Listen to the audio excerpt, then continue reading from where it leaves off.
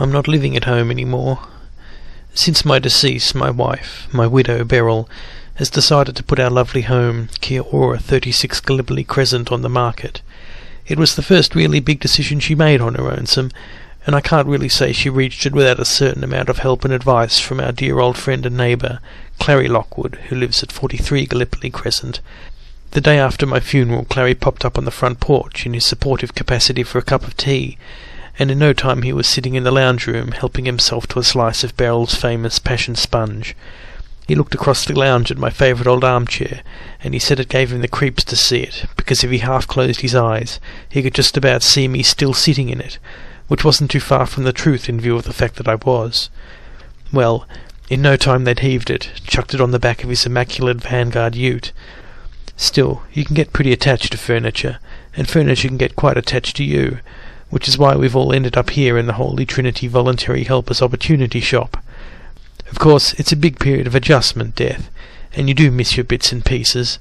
Luckily, Clary Lockwood, on Beryl's behalf, has been calling past the op shop from time to time in his ute, dropping off the odd bygone from our married life.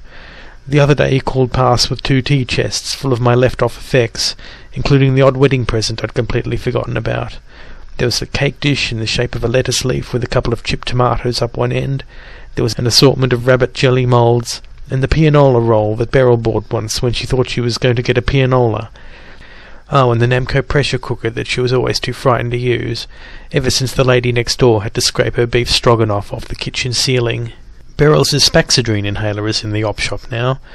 Beryl used to get a bit snuffly, and she once sent off for a thing called an Spaxadrine inhaler. You couldn't get them at the chemist, you had to write off for them. There was an ad in the back of the paper, at the back of the Pix I think it was, or the Australasian, showing an old-fashioned kiddie in period clothes gaining intense relief from an Spaxadrine inhaler. It was next to another ad that used to intrigue me, which said, "Mark X for your rupture." It was a picture of a bloke's torso with circles all over it. You had to put across where your rupture was, and then you'd fill in a coupon, and send off a postal note, and a beautiful truss would come back in the post, and no one would know you were ruptured, except the postman.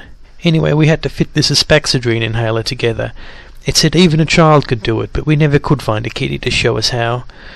And there was the Morphy Richards pop-up toaster, the one that once gave Beryl a terrible shock.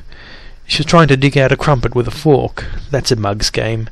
I've always maintained that the Morphy Richards pop-up toaster people, and the Hoover, Heckler, Hotpoint, General Electric and HMV pop-up fraternity never took crumpets into account. I don't think they'd ever seen a crumpet. You slip one in, and half an hour later, if you're lucky, it glides to the surface, white as a lily. I think there's something in the crumpet itself. I once read what was in a crumpet. There's a lot of interesting literature on the cellophane round the packet, and I read it once, one wet afternoon. Actually, I read it twice, it was that wet. There's soluble solids of crumpet, edible crumpet fats, edible crumpet flavouring. Just as well they're all edible. Then there's emulsifiers and stabilisers. Goodness knows why a crumpet needs stabilising.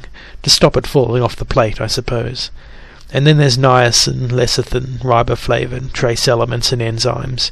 And it's one of these enzymes that neutralises the electricity in the toaster. I mean, theoretically, if you had enough crumpets, you could black out a city. And there's a little knob on the side of a Morphy Richards toaster. A tiny little knob, and you could miss it. And Beryl did. She missed it for years, and then when she found it, she couldn't leave it alone. That's the women folk for you. On the left of the knob is the word light, and on the right of the knob is the word dark, and over the top of the knob is the word medium. The interesting thing about the knob is, it's not connected to anything.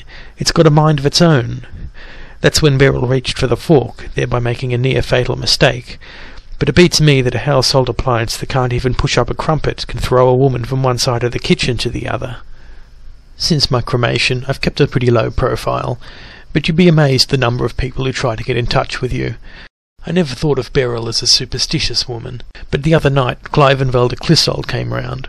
Clary Lockwood was there too, seeing if there was anything he could do and doing it. Velda, typical Clissold, Velda suggested a séance. Anyway, once they got the card table up, they put the Scrabble letters all around it, and then they put an old honey glass in the middle, or a peanut butter glass. Honey or peanut butter, they're both equally psychic. Then they turned off everything except Cop Shop, and Velda put her finger on the glass and said, "Is there anybody there? Is there anybody there? Speak to us, sweet spirit." and Clary Lockwood put his finger on the glass too, and his knee under the table, pressed up against Beryl in a manner which was hardly in keeping with the spirit of the occasion. I've never been more tempted to give that glass a bit of a nudge in all my life, but then I've never believed in the occult. But lately, Beryl's been like God's gift to the tourist industry. She hasn't stopped travelling. She seemed to get the travel bug the day of my funeral, funnily enough. On most of her trips, Beryl took a pal with her for company, little Gwen Longmire. Little Gwenny's husband, Jack, went to his reward about 2 years ago now. Gwen took it badly too. She wasn't brave like Beryl. But then she didn't have Clary Lockwood to fall back on. I could never see what Beryl saw in Clary. She used to say he reminded her a bit of Bill Peach on the TV. We're big fans of Bill Peach. Boy, we loved it when Bill Peach did that documentary about the Murray River, going up the Murray on the Murray River Queen. I was viewing that night and I called Beryl. She was in the kitchen. I said, "That's a trip we've got to do." And she did. I had a reservation on another ferry. I had another river to cross. Oh, but she had a lovely time on the Murray River Queen. The food was nice.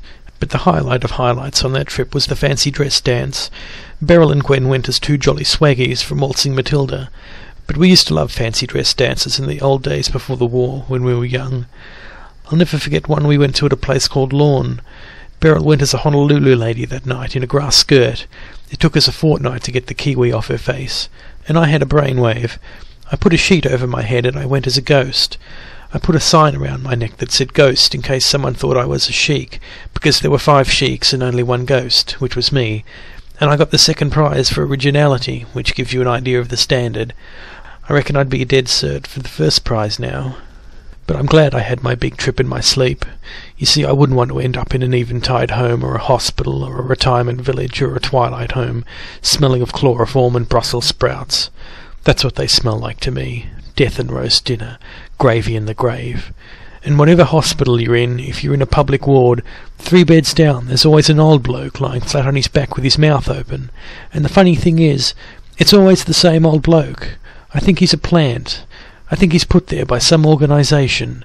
Rent-a-stiff, something like that. He's the one the sister says never gets a visitor. Lucky beggar. He'll get a visitor all right. He'll get the one we all get when the screens go round our beds for the last time. That punctual old visitor who pops in on us all. Anyway, you're sitting there on the edge of the bed of someone you've known all their life, and suddenly they're running out of breath, and you're running out of things to say to them. Nature times it nicely. And you sneak a look at your watch, and they open one eye and see you, and all you can smell is roast pork and crackling and gravy and parsnips and roast pumpkin and crunchy potatoes and apple crumble and custard sauce being wheeled up and down the hospital corridor. You can't be grief-stricken with your mouth watering. Property in Gallipoli Crescent has gone through the roof. I once said to Beryl, I said, "If anything happens to me," I said, "there's solid gold under this house." She must have taken me pretty literally. I'd hardly been sprinkled in the Memorial Rose Garden before Clary was under there with a metal detector. But he can see himself in a lot of things at my place, Clary can. He broke into my shed the afternoon of the funeral. He didn't ask Beryl for the key, just smashed in the door of the shed, took my tools, and I had my name on all of them on a band-aid. He took the Qualcast mower and the Pope's sprinkler, and he took the shrubs. Well, I knew he'd been pinching those even when I was sick. But I mustn't speak ill of the living. I just hope and pray that Beryl won't do anything too hasty, and I don't think she will. She wouldn't. She won't. But the auction is on Sunday. The auction's tomorrow. The old home's been completely stripped, just squares on the walls where the pictures were. They left the calendar behind the kitchen door, that's all, because it's no use to anybody. It's just days and weeks. Beryl's camped out in the spare bedroom, the one we used to call the nursery. I'm not going back. Never go back. Until she moves into her new townhouse at Surfers Paradise, Beryl has to borrow all the necessities of life from the neighbours. Funnily enough, she's just about to cross the street now with a cup in her hand. Talk of the devil.